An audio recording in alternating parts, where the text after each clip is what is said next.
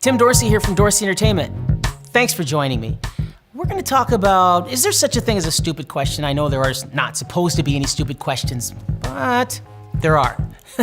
So, if you're a wedding DJ and you're kind of looking around for tips, you might want to stay where you're at. If you are looking to hire a DJ, your DJ education begins now. Dorsey Entertainment. So, are there stupid questions that you could ask a DJ? Maybe I'm a little harsh, maybe stupid's the wrong word. Inappropriate, how about that? Questions that are misplaced. If you have questions of the heart, and I told you this in other videos, you can't get those answered by talking to the DJ. So I've gone online, and you may have seen some of these magazines. They'll have in there 10 questions to ask your DJ. Or I just saw one on the internet this morning. 50 questions to ask your DJ. 50! Oh my gosh, I can't even talk about how odd that is to think that you're gonna ask 50 questions of your DJ and write them all down.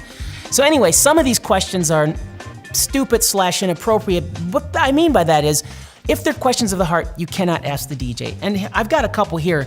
So here's one of them. Why should I choose you as a wedding DJ? Oh my gosh, that makes me chuckle. Because I can say anything I want.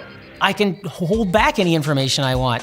It's like Bachelor #1 behind the door. You can say anything you want. It's just like, you can't get a heart's question answered by talking to the DJ. I talked to you before, talk to the vendor community. Go see them live. Then your question will be answered. Why should I hire you?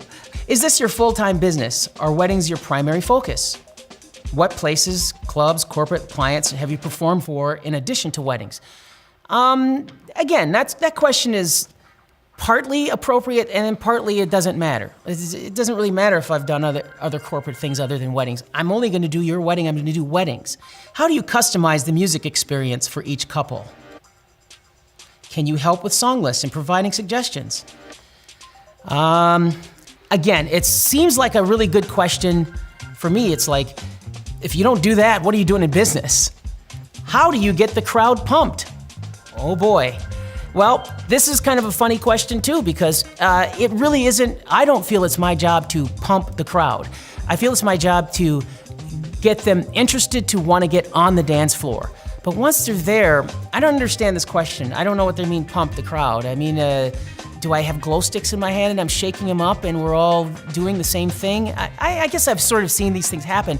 But I see these kinds of things sort of happen organically and not like I have a prescribed way to get this crowd worked into a frenzy. I guess that's why I think this is a funny question. But let me tell you, there are a lot of stupid questions. Some of them are like, for instance, you've probably heard these, like, do you have insurance? Do you have backup equipment? What kind of equipment do you use? How many times have you DJ'd? How many years have you been in the business? Let me tell you something, I've been in the business for over 30 years and I can ruin your wedding. I could still screw it up. The point is, you have to really get eyes on the DJ or listen to the community to find out. So, that's enough said on that, I think. I hope you enjoyed this. Tim Dorsey with Dorsey Entertainment. I'd love to answer any of your questions in person. If you'd call, I will speak to you in person. So, remember, bring celebration to every situation. Dorsey Entertainment.